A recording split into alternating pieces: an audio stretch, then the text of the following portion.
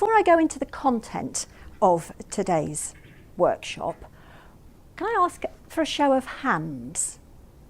Who here is in control of their thoughts? I thought I'd also give you a quote that I think stands in very good stead when you're talking about confidence and presentations, because sometimes you need to do a bit of a stretch. Sometimes it's not an easy thing to put forward this particular idea, to promote this new computer system, to mention to a customer that you're going to have to raise the prices on whatever it is you're selling. But in a moment, I'm going to ask you to speak to someone that you don't know. And I'm going to ask you to do this in a structured way. The verbal, the vocal, and the visual.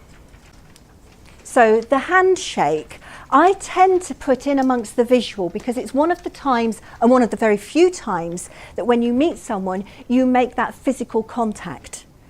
What else do you feel? Nervous. Perhaps get a sweat on the palms or a shaking of the hands, dryness of the throat. It was really interesting. Very well done, and thank you for the 6 volunteers being that green and growing stretch. Now, what is it that you can draw out of that for the verbal, visual and vocal? Yeah, so timing, controlling the audience and starting to talk when it suited you. So making the opportunity to pause, to breathe, to own the space. It's something, if you're dealing with things with a client and somebody says thank you and you just say, oh, that's okay, and you just dismiss a thank you, which is what an applause is, then it can have the wrong perception. So think about receiving your thank yous.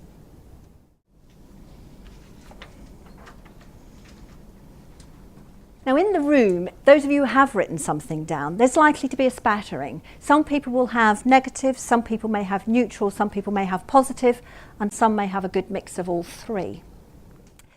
There are 2 other tips that I'd like to cover this evening. And one is not just to notice when your language inside your head needs changing, but one is to notice what you have already done and bring all of that good stuff with you. The outcome may well be important to you, may well be important to the business, it may well be important from an element of pride. But really, what you want to say is, I've had a go.